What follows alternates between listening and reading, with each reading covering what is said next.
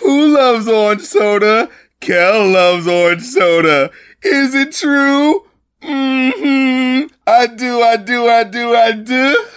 It's the Going On Podcast with Rap Critic and Muse.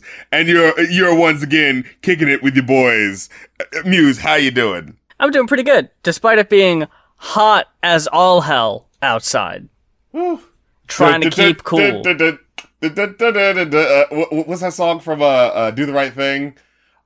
You can't stand it. I know you can't stand it. You can't stand the heat. You used that as an intro once.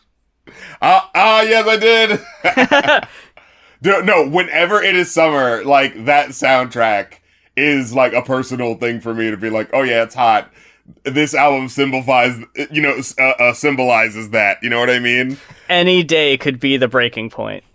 Exactly. Is this going to be the hottest day of the year? Maybe. I walk outside, get a quarter water, you know what I'm saying, on my brownstone, and I pump, I get my boombox out and I pump some, fucking Steel Pulse. Can't stand the heat. or some fucking, what else is the other song? I think it was Take 5, the acapella group, that was like, don't shoot me. I didn't mean to take your parking space. No. I forgive you, brother, because it's hot. I forgive you, brother, blowing smoke, cause it's summer in New York. But, Last week, we got a little pushback for our opening segment, which is rare. Spicy. A few downvotes, which, it's fine if y'all want to downvote, Get the but conversation, you know what I'm saying? I'm not used to seeing that many. So, we're talking about the Lin-Manuel Miranda segment from last week's show, and I don't want to spend a whole lot of time on it, but I will address that there were some slight concerns. So, let's hear the talk back. So mainly, what people were saying was that we didn't really say why Lin-Manuel Miranda sucked. We just kind of said he did and didn't really offer much in the way of explanation or examples. I laid it out pretty succinctly in the... I thought so, too. The way he laid out... No, and allow me to say, like, specifically why I think he kind of, like, sucks in terms of, like, telling this sort of story where you are... Someone said whitewashing wasn't the proper term, but the idea is, like... It's still revisionist history. Yes, exactly. You're downplaying, like, what he did by nature of, like, us knowing that, well, he did have some actual involvement and married into some actual, like, slave-holding people. So, like, you can't act like that wouldn't have been something that would have at least been a blight on him that you should have at least, like, addressed. But instead, like, you sort of make it look nicer. And that's why these political people who are like, well, we want to look, loyal to our country, but we're on the Democratic side, like, so we can have this guy who, like, makes, this kind of look cool, like, so yeah, don't question it because these ethnic people are representing it now. You know what I mean? Don't question the slavery and all that stuff because isn't it cool that we got the ethnic people? And again, that's not to take away from the artistry of what it was. If he would have done this exact same show, but have treated that in a more, like, direct or at least, like, more cutting way, I would have at least been able to be like, oh, okay, cool. But at least he, like, did it like that. But it's specifically the ignoring it that makes it kind of look like, oh, man, you kind of punked out, though, Yeah, I mean, when we reviewed the soundtrack when it first came out, we gave it 5s from what I remember. We both were really impressed by it. The thing I was trying to point out, and I cut it out of the show because I wasn't informed, and I'm still not 100% educated on the topic, but there are specific foreign policies that Lin and his family have been involved in that aren't all that good for the citizens. Outside of that, I do kind of want to say that the presentation of the argument might have been misdirected. It might not be so much my problem with Lin as a person, but with Hamilton as an intellectual property, as something that can be used for propaganda, like, yeah, normalizing the idea of not, bringing up the issue of, like, these people who we consider to be our forefathers, and yet when it comes to the shadier things they did, we don't want to question them in a way that could lead us to untying the fucked up, policies and ideologies that have gotten into our politics by way of us not questioning them. And speaking of which, long before I kind of came to the realization for myself, people have been pointing out that Hamilton as a show is a great example of just, like, liberal positioning in this country, and having them do a parody for the Hillary campaign was just kind of part of that. I remember people were pointing out that you're making it all about, look at this diverse cast. Look at what we did. We got fucking Daveed Diggs in a main role. We got Lin-Manuel Miranda here. We got a really diverse cast. We're having people of color play originally white real-life people. Isn't that cool? We're turning history on its ear. But then it became a meme in how expensive and no one could afford to go to see it. I remember people saying that, yeah, but I also remember thinking, like, but isn't that the same of, like, a lot of Broadway shows? It is, yeah, but not every show has a faux progressive message and presentation of, hey, we're really championing diversity. Oh, do you think this is a sort of, founding of Italy situation where they're like, that's kind of like what they did with opera. We have to get these pieces of music by Verdi and all these things to represent what could be considered an Italian culture when you actually look deeper into it. It's like, actually, only so many people could actually go see operas. So does that really represent Italy if only, the richest people could see it, And I think a lot of it kind of falls back on Slay Queen type mentality. When the cast realized or was made aware that Mike Pence was in attendance, they got together and they said a statement to him about embracing immigrants or something, and he walked out. Republicans and they got a big fuck pat on the back for it, like they really did something there. I think Lin gets a lot more credit for shit than he deserves. Someone did point out, when you look at, the other people in the cast, like Daveed Diggs, who's so fucking, cool as shit, but doesn't get as much. And then you see, Hamilton, who's got the really nasally voice like this, you know what I mean? It's the nerd rap voice of a guy who, I know how to put the really big words together, so isn't it impressive that I'm doing that, And I don't know if it was Mary Poppins. Someone posted a clip, I think it was from this movie, and it just really shows that, he doesn't really have that great of a singing voice. So, it's why are we giving him singing parts when, really only when he's rapping does he even sound, decent? So yeah, maybe put Daveed Diggs in the Hamilton role, or someone who is a bit more of a musical performer. I'ma still want to look at that as an artist, right? Because I look at that in the same way of Do the Right Thing. Maybe a better actor could have played Mookie. Yeah, yeah. Let's be real. But okay, fuck it. He's this artistic person. He has this vision. He feels that this is the best way that this can come through. So fuck it, I'm just gonna do it. So you're saying when Kevin Smith puts himself in his movies and doesn't give himself any lines, that maybe that's a better use of yourself than being the star fuck attraction. Well, I mean, it all depends on what you want to do as an artist, right? Didn't we look at what was that other movie? Hedwig and the Angry Inch. Right, yeah. It surprised me. I was like, oh, this was all written and directed by the same person. That is a good point, yeah. I would say know your limitations going in is the point. Exactly. That's what it is. Know your limitations. Maybe get some, friends.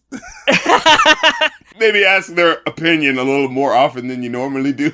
And the only other thing we really had on the docket was, we haven't talked about him in a while by choice, but Logic. We've decided to turn our collective attention away from Logic after we reviewed maybe one or two of his albums, and we just were not Yeah, maybe two or fans. three. Everybody. Yeah, I'm good, man. Yeah, I'm sorry. But your boy's done, apparently, allegedly, quitting the rap game. Oh, is he? For good. As opposed to that other two times on those albums where he said, where he got fucking Spike Spiegel, excuse me, where he paid Spike Spiegel to say, hey guys, hey cowboy, this is his last album. Oh, only for on the next album to be like, well, before he made the next three. It's been a great decade. Now it's time to be a great father. The only rapper who has ever legitimately retired is Andre 3000, and he didn't announce it. At me. Motherfuckers, if you think I'm lying. Am I wrong? He's the only motherfucker who's just like, and Big Boy was waiting there like, damn, this motherfucker's really not coming back. I assume the being a great dad includes signing a 7-figure contract with Twitch to become a full-time video game streamer. Not saying you can't be a streamer and a good dad at the same time. I'm just saying if you're going to present it as, I'm quitting rap, it's time to be a great dad. Out of the entertainment industry. And a full-time Twitch streamer. If you still want to follow me, Yeah. Yeah, so your boy has got a different avenue now. He's going to do maybe Fortnite. Nothing wrong with that. You know what I'm No, saying? absolutely not. He wants to get on the Twitch. And in fact, if he wants to catch these hands on some Mortal Kombat or some Injustice or some Tekken, you know what I'm saying? He can at me. That's just what it is. This is how we get on the ground floor. It's RC and Bobby Tarantino facing off. Who dares? Face me, coward. Face a worthy foe. Pick up them sticks. What we're doing right here on Going Pokemon Off... Stadium, I don't give a fuck. This is an open challenge. Crash Team Racing, bitch. See, the avenues are just opening up. And with that, less and less excuses will be accepted. Because, I'm not a fighting guy. Well, how about racing? How about that? So now, what we are presenting here, what we are pitching on Going Off, is a open challenge. And it's fine if Logic decides to turn this down. It's fine if you're scared. If you are maybe a bit unsure. Don't act like you're not listening to this podcast religiously. You could be unsure of your abilities. It's fine. Everyone has insecurities about their gaming prowess. Logic, what we are saying right now is, put your name on that dotted line. Sign away. Face RC in a game of his choosing. That's right. For some reason. This is a thing you have a reason to do. And this isn't limited to Logic. So, there's some stake in this game for you for some reason. If Drake wants to come at RC, he's I open. him trying to, you know what I'm saying, going at Ninja, okay. You going at the mainstream cats, okay. If Travis Scott wants to come at RC, we are not limiting this to Logic, folks. Anyone in the hip-hop sphere who wants to come get these hands. Fucking the baby. Yeah, if you want to get these hands in a video game, I want to be very specific about that. And look, we are not Gamergate #gamers either. Cardi B, Megan Thee Stallion, Cupcake. Oh my god, Megan Thee Stallion? Yo. Okay. Fucking Doja Cat, maybe 5 months ago? Yeah. Well, I was like, yo. Rico Nasty? I watch anime on my Discord sometimes, and I was like, "Yo, Megan Thee Stallion, come through." The Crunchyroll. You know what I'm saying? I'm just saying.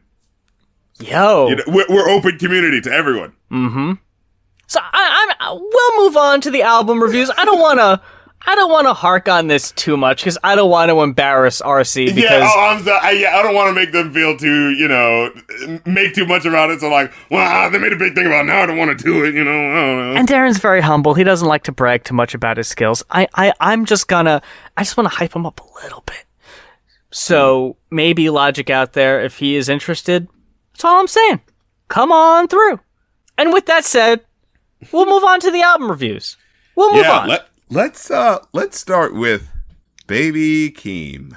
Let's talk about the Baby Keem. Dude. Requested by... requested by Isaac R. Woods. Thank you for your request of Die For My Bitch by Baby Keem. Boo, boo, boo, boo, boo. This album was garbage. I'm sorry. Usually... Oh, man. I'm sorry. I know this is a podcast, but I'm sure we couldn't hide the feeling of just pained having to deal with this shit in our voice. Anguish, that's exactly the word. Okay, so... Oh, my lord. Let me scroll through. What was the best Do you remember cut? Father? The dude who did the Awful Swim album? Huh? Oh, God. Get it? Because Adult Swim, see, what I did was, it's called Adult Swim, but I called it Awful Because my music is awful. You know, I forgot all about him until you reminded me of him, which I think is fitting. The highest rated song I have on here is Invented It. Dude, my guy, the only reason I could say that one was even slightly interesting was because it was the, Give It To Me. Which one was that one? I don't remember. Bullies. That was the one. Where it was like, baby, on my hit list, I'm excited. God got me to protect. It's a Friday. Don't talk fake deep. I don't like it. Don't talk fake deep to me. I don't like it. Just the Baby Keem does not want you talking to him. That's one takeaway. There's multiple songs not on my short list. With his fucking Iman colicky baby delivery voice. Dude, I couldn't take it. Yeah, thankfully this album is very short. Every time he would try to say something that would even slightly come off as like being cool or badass, it's just like, because his voice sounds like a 12-year-old who's not actually that cool, it just like kicks any of the cool out of it. You know what I'm saying? I just now got your Kenan and Kel reference. I forgot he had a song called Orange Soda. Oh, we'll get into it. I forgot all about that one. Songs that got the lowest ratings from me would be, and these were... Oh boy, they were all in a row. Top Ramen, My Ex, and Busser Up, with Orange Soda being slightly better, but still a big ol' yawn from me. Can I tell you how I felt about this album? Go off. This is one of those albums where, remember how I told you, like, I like to listen through to an album, and then when I'm, like, trying to rate it, if I get, like, 5 zeros in a row, I'm like, why waste my time? Right. This is one of those. It was just like, and I even tried to listen to the next song afterwards and be like, maybe I'd rate this one. And it was like, no. In fact, it was track 6, and that was the song where fucking Mosh Pit, where it was just like, dude, like, I tried to give you 5 songs, like, all right, maybe it's just fucking, you know, cool boy sounding too asleep to try to sound cool, fucking, you know what I'm saying? But then Mosh Pit, the fucking song Mosh Pit. I think I got a sense for a mosh pit. Likes on the gram, make a bitch think she poppin'. I was like, wait, what? He's complaining about exes following on Instagram? This is what you're moshing over? What the fuck is going... What type of stupid-ass Limp Bizkit type of fucking writing is it? You know, like... Nah, you totally got played, though, like... We're talking about that fucking diss track to a bird from last week's Atmosphere album, too. It's just sort of like... Tough guy posturing. Yeah, it's the tough guy posturing that it's just like, I'm not sure if I could be on board with what you're saying, because it's like, the scenario which doesn't sound badass. You know what I mean? Because like I said, he's like, this bitch follow me on Instagram, bitch. And it's like, what? How am I supposed to be how am I supposed to push another motherfucker to that? And then I get to... The fucking random intense 50s musical score interjecting into the music, and I'm like, oh, wait a minute. Oh, does something happen that I forget? And then, I am 50 Cent. I am 50 Cent. I'm out. The I am 50 Cent part, for me... 0. ...was the worst part that ruined it. I would have been okay with that cut, honestly, if it wasn't for the I am 50 Cent part, but it is really hard to... overlook.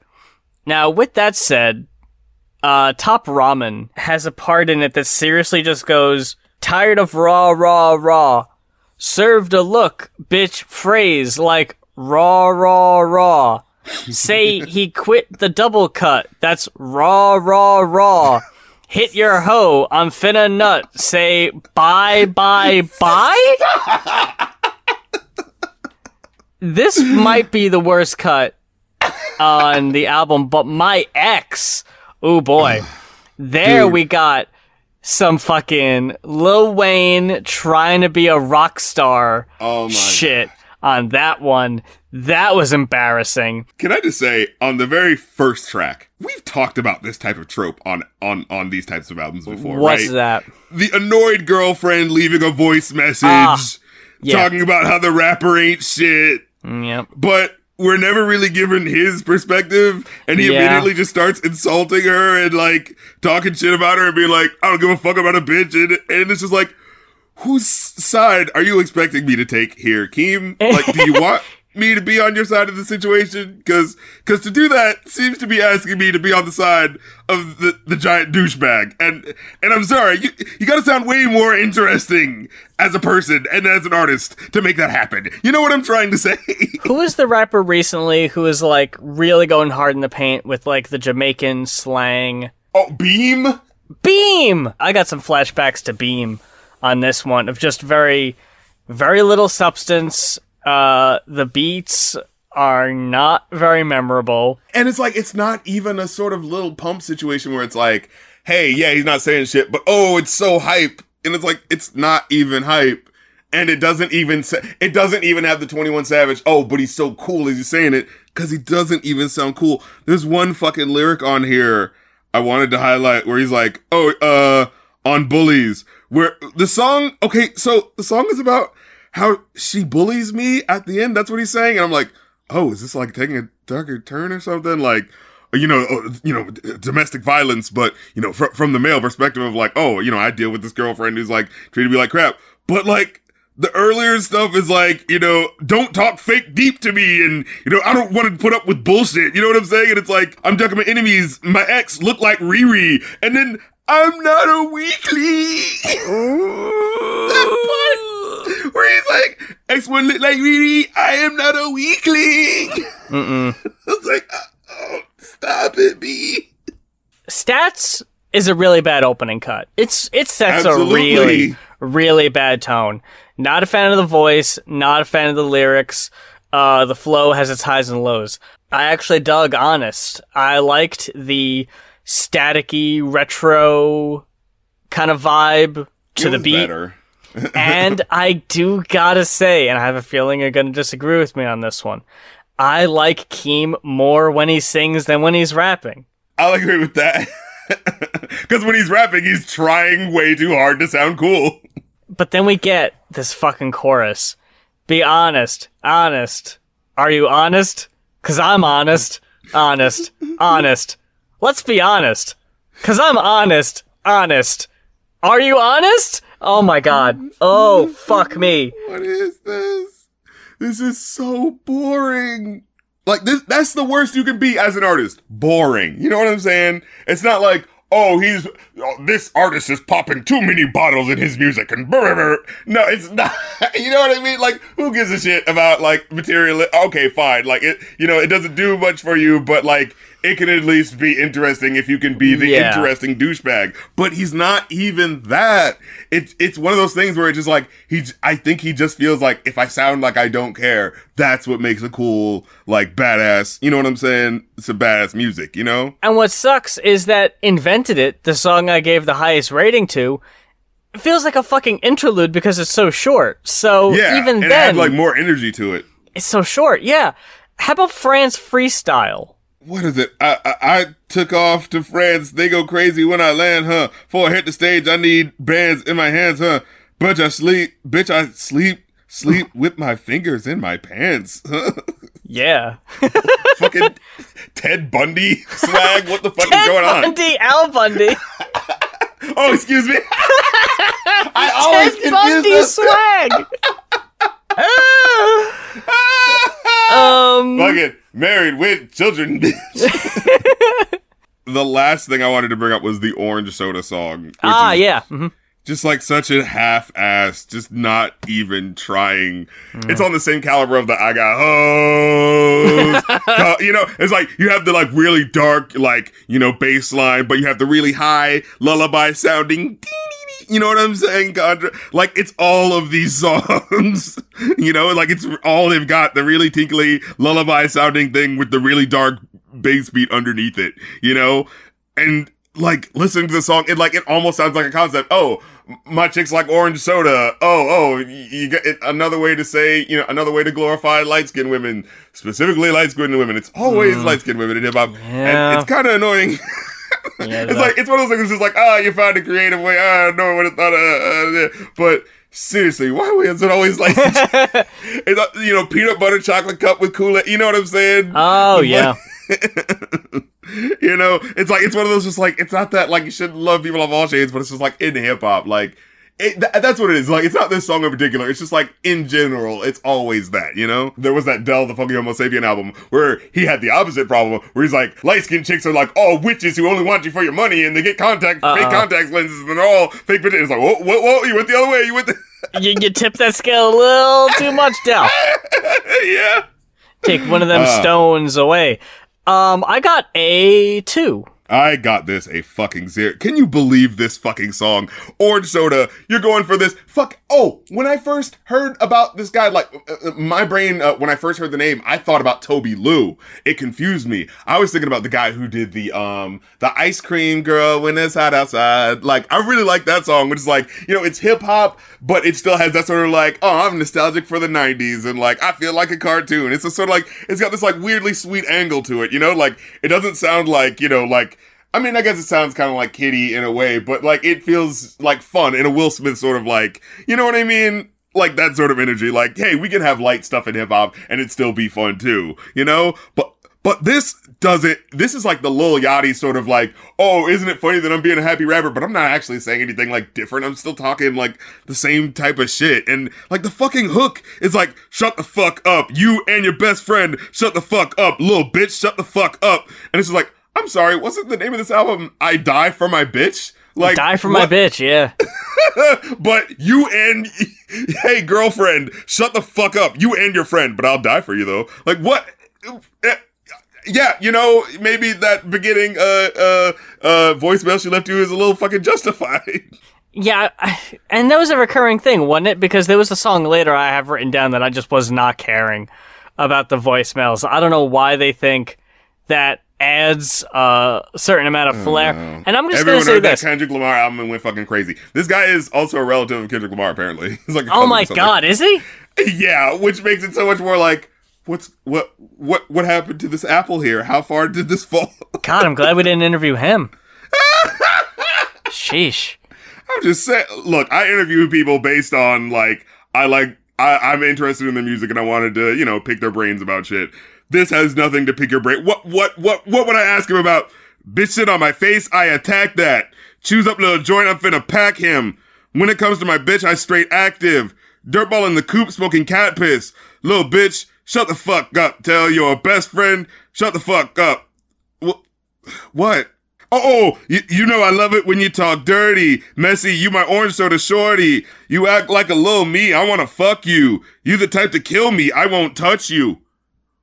What in the fuck am I supposed to do with those lyrics? If I knew we were gonna go so hard on Keem, I would have fucking shot off the drama alert. Get it? Keemstar. Let's go on over to perhaps something that'll give us a little better of a time. Night and day. The Coup with Sorry to Bother You. You can't believe how much, like, after listening to one album and then going to the other, I'm like, oh my god, I need this refuse. I need music that sounds like someone's trying right now. Now, I did not see who requested this. You're going to have to let me know. This is Caleb Basil. This is a friend of mine decided to throw a couple bones my way. Dope. And put in a request. So, you know, thank you to them. And yeah, they requested the Coup's Sorry to Bother You, headed by your boy, you know him, you love him, director of the film, Boots Riley. This album has nothing to do with it, like, narrative-wise, directly. That's the thing, because he was selling the movie at the time, but they couldn't get it made. So he was like, well, that's fine. I'll just put out an album and name it that to, like, I guess get the name out there? Maybe. I don't know what the point was. And it's a completely different context, because, like, okay, the movie is about, like, guy who answers calls and figures out, like, hey, telemarketing is, you know, sorry to bother you, capitalist machine, you know, like, you're interrupting people, so. Mm-hmm. But on the here, album cover, it's a fucking is the cop SWAT saying team. that? Kicking in the door and said sorry to bother you. Yeah. Bam. Like a pretty fucking iconic looking album cover. And when I had looked into it, I was like, holy shit, wait. Like, I was scrolling back through the albums, like, wait, they did albums in, like, the early 2000s, the early night. Oh my god. Like, they were fucking chilling with Hieroglyph. What the fuck did I miss? This is like some Tech Nine shit. Seeing that the first album came out in 93, I was like, holy shit, okay. Yeah. I gotta play some catch up. There is one song on here specifically. We've Got a Lot to Teach You, Cassius Green. Also has nothing to do with the movie, really, only in the most abstract way of like illustrating the plot, you know? And that Cassius Green is the main character of the movie. Yeah. I will say, though, it is one of my 2 highest rated cuts. I just gotta quote this bit right here, because fuck me, dude. As the monster stood before his colleagues, he sang angelically and wiped the blood off his fangs. The paper of the boardroom tables were stained from corpses piled on top of the slain. One monster yelled at me, "You've got the brains," and traced his claw along the table's wood grain. It smelled like leather, Old Spice, and pain. His assistant, when yanked by choke chain, explained. And then it goes into the, we've got a lot to teach you, Cassius Green. And oh my god, just the fucking twinkling and the wood block. It felt so fucking dreamy. And then by the end where it switches it up to like, yeah, we got some sitar going and accordion. Yo. Yeah, the musicality, like just the music on this is incredible. I just want to say that much going into this. I've made it a point to pick on albums for letting the beat ride out for too long and not wanting to hear it. Every single time on this album when they did that, I wanted to hear that beat more. Exactly. I was like, good, please just let me hear a little bit of that instrumental of that beat. Because it's all live instrumentation on this album, too. I don't think there's any sampling going on. Yeah, it's a very indie feeling rap album. The only, I guess, unorganic instrument, I guess you could say, was a Moog synth. And that only comes up on a few cuts. By the way, I fucking had a note, and I meant to mention it last week, and I completely forgot. The fucking Moog synth popping up on, God, what was it called? Wedding in Cherokee County or whatever, the Randy Newman song. I really in 1974, that fucking Moog. Yeah, Good Old Boys. Just showing up on that one song, just kind of giving it a weird, like, atmosphere, very kind of creepy. And just folks, I just wanted to give you a little heads up. I've been listening to a lot of Randy Newman lately since that review. Yes. He texted me, was like, by the way, you should really listen to that album with I Love LA on it. See, here's the thing, right? So I started listening to the first couple albums because they go back to like the late 60s, and Good Old Boys is 74, and you listen to the album with Short People that came after it. And then I was like, well, you know, you hear a lot of people talking about I Love LA, and it's kind of like this, like the sellout single because it got used in fucking, I think, Nike ads. Yeah, it was like a real big all fuck the thing. movies, you know. Oh, yeah. I think they still play it at LA sport games, sporting events. So it gets a lot of play. So I was like, well, fuck it. I'm just going to go ahead and listen to that album. And dude, fuck me. It's like... He did it again, didn't he? It's not the fucking roots rock like country anymore. Like, it sounds like a fucking rock album. And there's 2 songs specifically. One song I think was called Mickey's. And I want to say it's fucking Johnny, again, from Good Old Boys, going into a bar, Mickey's. And he's like, where's Marie? Have you seen Marie? And then he just goes into this random, like, immigrants are destroying the country tirade. Oh my god. It's like, yeah, Johnny. Hasn't changed in about a decade. Yeah, if you guys haven't listened to our other album, Good Old Boys, oh my god, it takes you for quite a ride. And I just want to say, folks, if you listen to any song by Randy Newman, and I understand why you would have your doubts and reservations. You know, the person who hasn't listened to the Randy Newman album, you know, this is their first podcast coming in, they're like, why the fuck are these guys recommending Randy Newman? Why are they eating up Randy Newman so much? No, I gotta tell you, listen to the song My Life is Good. And wow. Wowie wow. When Randy writes from the point of view of just an asshole, that's him writing as himself as a dick. Like, it's first person, but he's just being like an egotistical, like, wealthy musician. It's so fucking funny. Anyway. But yeah, we gotta get back to the magic clap. We gotta fly back to the Coup. The other song I got a 5 for, was You Are Not a Riot. Ooh.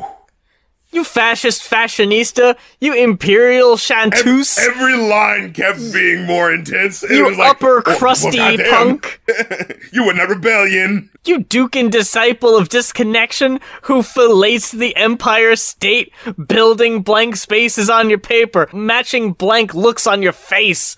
It's one of those lyrics like, I don't even 100% know what this means, but I'm still, like, personally offended. Oh man, the fucking attitude on this goddamn album. Oh my god. Only complaint, their hooks and choruses are not that good. Yes! Oh man, these hooks are not very good. Can we just start with Magic Clap? Yeah, I'm listening to Magic Clap, right? And it's just like, clap! Do the magic clap! And it's like, you know, it's someone with an interesting voice. That's the thing, like, the people on this album have very interesting voices, you know? Like, yeah, it's so like, yes, this woman with this oddly, like, yeah, sort of scratchy vocals, voice, you know what I mean? yeah. Exactly. And it's like, what is the magic clap? And like, I feel like I'm not really getting an explanation. And it's like, for, you know, to bring it up so much on this album that is like so directly political, but like, bring up this one phrase, I don't know what that means. And then I looked it up on Genius, you know, and so, you know, going into this, I was like, oh, is this just like one of those things where he's just like, oh, it just sounded cool, so I just said the magic clap, you know, that whatever. Like, and then I looked it up on Genius, like, according to Riley, the magic clap is that moment in your brain when theory turns into action, when you stop thinking about starting a revolution and you go out and start it. And it's like, oh, this got serious really quickly. And it fucking starts out with such a solid ass groove that I was like, okay, cool, I'm in. And then just the clap, magic clap. Nothing I was else like, you had to say oh no, here? what's this? Why is this happening? And it almost takes me out of it, but the rest of the song is so good. Exactly. That I'm willing to overlook it. It would have been a 5 though, if it wasn't for that weird clap, magic clap. Like, he wrote all these verses, and then at the end he was just like, fuck, we gotta write hooks. Even Strange Arithmetic has got a kind of wonky hook to that one. But it's a little wonky, but with that one, like, with the way the production worked, it felt a little better, like, you know, with the sort of, like, more curt lines, like, teacher, my hands up. Please don't make me a victim. Teachers, stand up. You need to tell us how to flip this system. And, like, and I appreciate it in the way of, like, what he's saying in the hook actually informs what he's saying in the verses. In the sense of, like, you know, he's like, you know, social studies is the Goliath to tackle, which turns into a sermon on simplicity of shackles. Physics is to school you on the science of force, except for how to break the fuck out of the ghetto, of course. And I was like, oh, fuck. And it's like, algebra is that one unique occasion in which a school can say that there should be balanced equation. And then statistics is the tool of the complicit to say everybody's with it and you're the only critic. It's just like, whoa, oh, fuck. What did you think of Justin Sane, fucking wrestling name, from Anti-Flag, who released a whole album of wrestling-themed punk songs on Your Parents' Cocaine. Parents' Cocaine! That was insane. The first time I heard it, I was like, the fuck is this podunk? Your Parents' Cocaine. It's fucking with the cowbell and kazoo. It's so much fucking fun. Playing the fucking the tissue on the comb on the there. Comb. It's so much fun about drug abusing rich kids.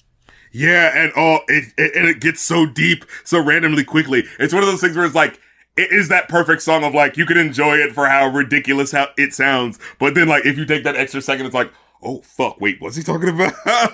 Pacific Heights ain't Sunnydale. You could murder somebody and be out on bail. Your mom's Amtrak, she's on the rails. So many bumps, thought the shit was braille. One day we all gonna tip the scales, cause I got a crew too big to fail. Hey.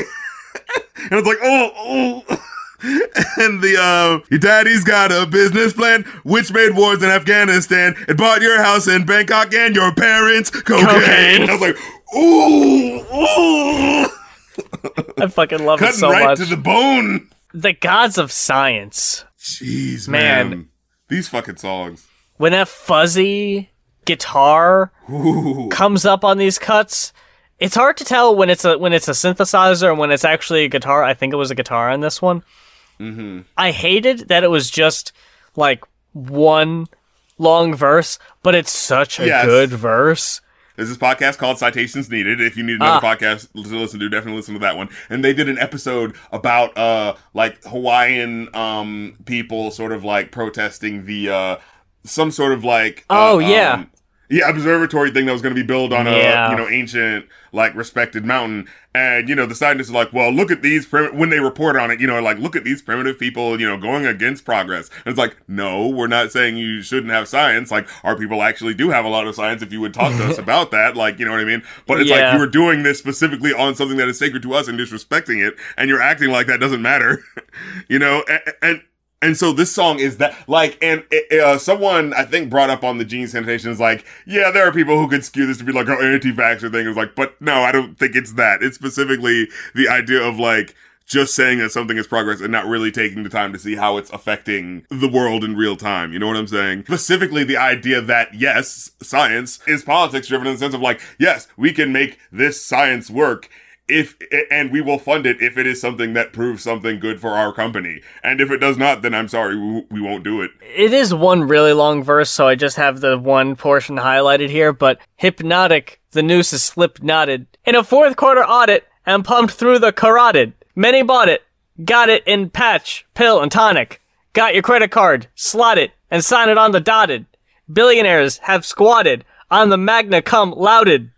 Hollered, take my wallet, make the people robotic, catatonic, or harmonic with what they've allotted, and methodically they plotted against those who fought it. Like, oof, oof, and it keeps going. That's only like half of it. Like, goddamn. And the man does not have a flow that's easy to imitate. No, not at all. He's I will say this, very varied on this album. Like, it really does jump from, like, style to style. I don't think many songs, like, sound the same. Maybe musically, a few of the songs, sound, fairly similar. Just in the sense of, like, it's a similar groove, like, and this is a similar subgenre of thing, but, yeah, like, the songs feel varied enough, like, from track to track individually that it feels like this is a solid enough groove. Yeah. I didn't like My Murder, My Love's hook. Well, I mean, we talk about this in general. No. But yeah, just the way, like, it has that weird sort of, like, light 90s girl rock chic going on with the girls going, hey, in the, oh, yeah! Like, what was that? I didn't mind that. I thought that was fun. And the harmonies, which just sound like, they just sound slightly out of tune or something.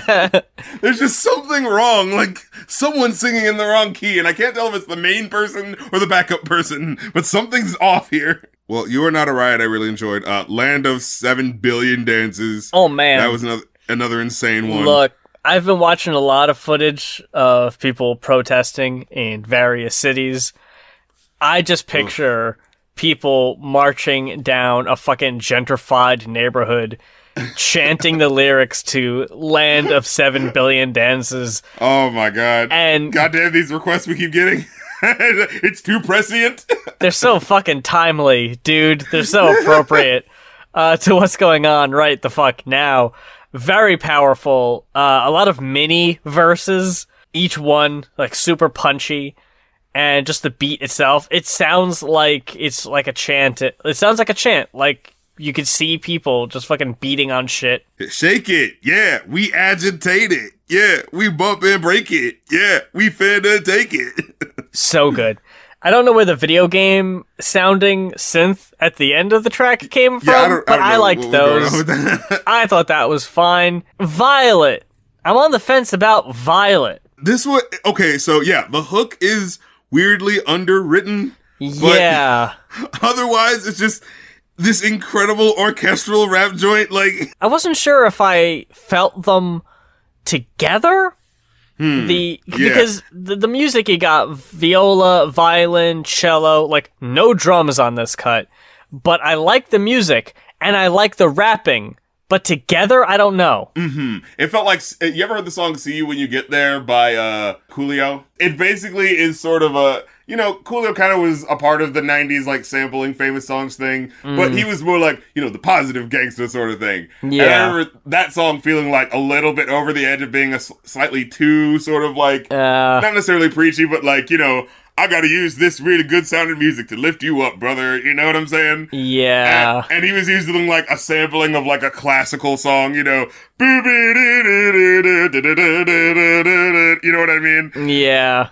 And it's like, it's a little, like, it's just tipping into that like slightly cheesy factor. And it's like, if they took out the drums and just had it be like this, maybe it might save a little face and sound like this. But just the fact that like they're still trying to make it like dancey, you know what I mean? Like, ooh, yeah. Like I said, in the verses, I like the progression of what was going on. I think it's like, I love you so much. When you gave me a kiss, it was like you paid me or something like that. Oh, yeah. And you know, just that relation to like, this is so good. It's like being rewarded by capitalism. And then like at the end when he's like, you know, when he has the transformation, he's like, I'm still in front of that building with the white screen. Stop through for a hot second. Holla back. I don't even want my $50 back.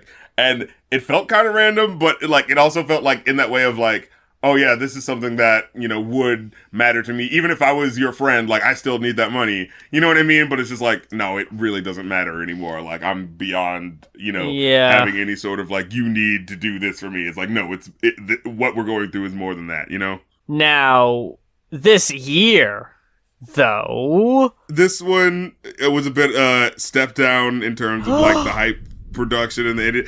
Oh man, I like this one a lot. One? Yeah, I really like this one. Fucking Silky solo cut. Fucking dude. I'll take it. It sounded too much like an imitation indie rock 80s song to me. Man, but I like that. And with it being like it's upbeat, uplifting, kind of optimistic with the horns. Ooh. I get it though. I get you though. Man. And again, it's another change of pace, you know. And it's got, like, these, like, acoustic guitar just kind of plucking away in the background, very understated. I liked it. I really like the whole vibe of this one. It's a very nice change of pace, especially going into, We Got a Lot to Teach You, Cassius Green. They really did take a small detour with these cuts, but I liked it. I like what they were doing. I like her bit on the guillotine. Oh my god! So when she does that outro, yeah, Jesus! Woo-hoo. Talk about a fucking song you can see being chanted at these goddamn protests, dude. The guillotine. Hey, you! We got your war! We're at the gates! We're at your door! Because we got the guillotine! We got the guillotine! You better run! Like, you better run, motherfucker! It's just sort of like, hey, yeah, it'd probably be a good idea if you start moving. But we'll give you a head start. I wrote this bit down, too. They got the armies turning bullets into gold. They got the hookers turning tricks in the cold. And every time the police kick in the door, an angel gas brake dips in the O. And even if D-Boy flips him a O, it ain't enough to buy shit anymore. Sleep in the doorway, piss on the floor, look in the sky, wait for missiles to show. It's finna blow, cause they got the TV, we got the truth, they got the judges, we got the proof. We got hella people, they got helicopters, they got the bombs, but we got the Oh man! Fuck! Oh my god! And the instrumental in this one is where I have written down of like, yeah, you could just gonna let that roll. You can let that ride. I am here for it. Oh, that shit was sweet. And I specifically love like just bring up the lyric like, hey we've got your war. Like the idea of this being a reaction to, you know what I'm saying? Like, it's not like, oh, these people are just coming in because they're just the unruly bad people who are just trying to flip up society just because they're so bored. It's like, no, you're trying to bring war on here. And okay, if you want war, we'll bring it to you, motherfuckers. Yeah, bring it to your door. We'll make it easy for you. Yeah. Why do presidents fight for war? Why do they always send the poor? Yeah. Like, you know what? You want your war? We'll send you to fight against the head of the country that you want to fight. You know what I'm saying? Y'all can sling bags of shit at each other. And the people in the rest of the countries, we can just chill. You know what I'm saying? Y'all seem to have this little tuffle going on between y'all. It isn't our problem. Exactly. I'm on the fence about this last cut. Oh, no, yeah, this is the worst one. Whoa! Okay. And like, at first it's like, oh, we're having fun. And then it's just like, okay, but what the fuck are you guys saying now? I would not go that far as it being the worst cut. It's so the, like, nothing really happening, mindless fun, but, like, they're not really saying anything interesting, so it's just like, they're not giving me the personality of, like, a Beastie Boys where it's like, even if it's not that, you know, clever, but I'm still having fun because what they're saying is so ridiculous. But, like, Wasn't that last guy just like, oh, yo, I went to Brown and I wore a shirt that said John Brown, and all it was like, what? James Brown? James Brown! Okay, no. Here's my problem. First of all, you should have ended it with guillotine. No doubt. I don't know why you put We All VIP as the last cut, but anyway. So you got Das Racist and Killer Mike. I almost forgot, yeah! On the cut. And I think Boots, I think Killer Mike, I think Cool AD, I think they do all right.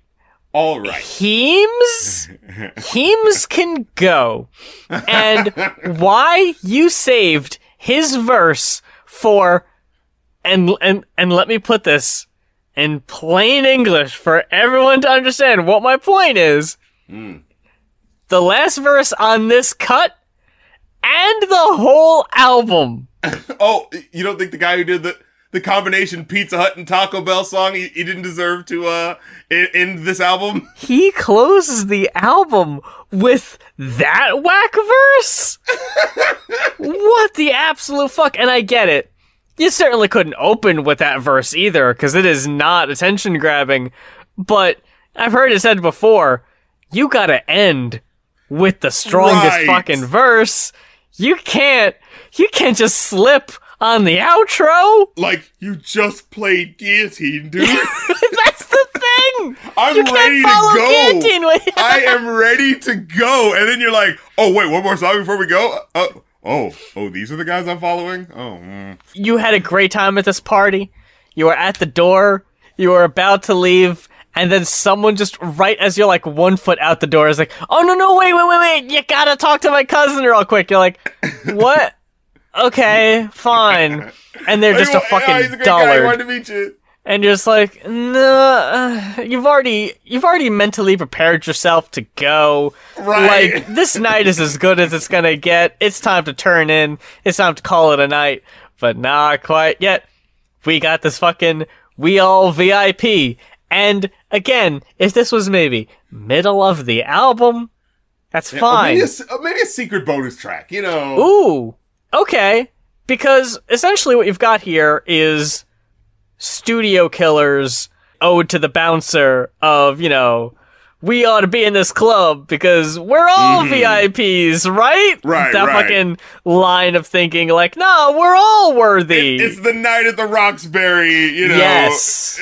Camaraderie to all dancers, to all clubbers. There's a fucking song by Arctic Monkeys, too, that is worth listening to. Honestly, their whole first album is phenomenal. But the one cut on there in particular is about these, I don't know if they're supposed to be underage guys or just like uncool drunk guys trying to get into a club, and one of them trying to like pick a fight with the bouncer, but just like being so oblivious of like even his friends are like, nah man, it ain't worth it. Let's go. Come on. Kind of got that vibe, but I get it. It's like, hey man, we're all special. And again, that's great. You don't follow Guillotine with that though. Right. It's just not strong enough. It just doesn't have enough of a punch to follow that. It's impossible. Yeah. My lowest rating on the album, I gave to My Murder, My Love might be the weakest cut, in my opinion. I can see that one. You know what I'm saying? I can see that one being the weakest one as well. Overall, I got a 4. I actually give this one a 5. This is one of those, like, I could look past the issues I had because there's so much good happening. So I think it's so funny. It's like, wow, the first album is like 0. This is 5. This is like the perfect exemplification of like what I like and don't like, what I can forgive and what I cannot forgive. But with those reviews, I gotta point out to anyone who is listening and wondering how you can request a album to be talked about on the show. Gotta head on over to our Ko-fi. That is ko-fi.com/goinoff. That is GOINOFF. One-time $40 pledge gets you in the queue for a music review. If there is an album that you made yourself and you want to hear our thoughts on, that is a one-time $50 pledge. You can take advantage of that option now. And many people are. We got our link tree in the description, so you can see all of our individual links to our Twitters, our YouTubes, Ko-fi, Patreon, Twitch, you name it. And if you might notice, if you want to play some catch-up, too, I didn't say this on last week, but I wanted to thank everyone who listened this week, obviously. But if this is your first time checking us out, all of our old episodes are on SoundCloud, iTunes, YouTube, and Spotify. You might notice we changed the branding up a little bit for the first time in a while. So, Going Off is the name of the show. It's almost like Talking Heads is the name of the band. It's not The Talking Heads, it's just Talking Heads. It's Exactly. Going Off. We got the new graphics. Really, all I did was make myself bald. Might change that again in the future with updated shit. But I might be a fucking long-haired ass hippie by the time this is all over. Who knows? a long-haired leaping gnome be the star of a Hollywood movie. Anyway. Oh my god, why are you referencing that song? Spill the wine! Take that girl! Still what? That girl. No, because I love Eric Burden and war. Anyway, Oh, hey, this motherfucker's not one of us. He said he likes war. Get him. we got your war. Oh, fuck. We got Gizzy. Oh, no, do you see what happens in social media when people, over-exaggerate their, personal gripes with people? You know what I'm saying? The lesson learned today by the Going Off podcast. Man, I think that covers it. We're gonna get that education grant. Come hell or high water. You know what we gotta do? We gotta do at the very beginning of the show from now on, do that, The following program is part of Cable in the Classroom, a service of the cable television industry and your local cable company.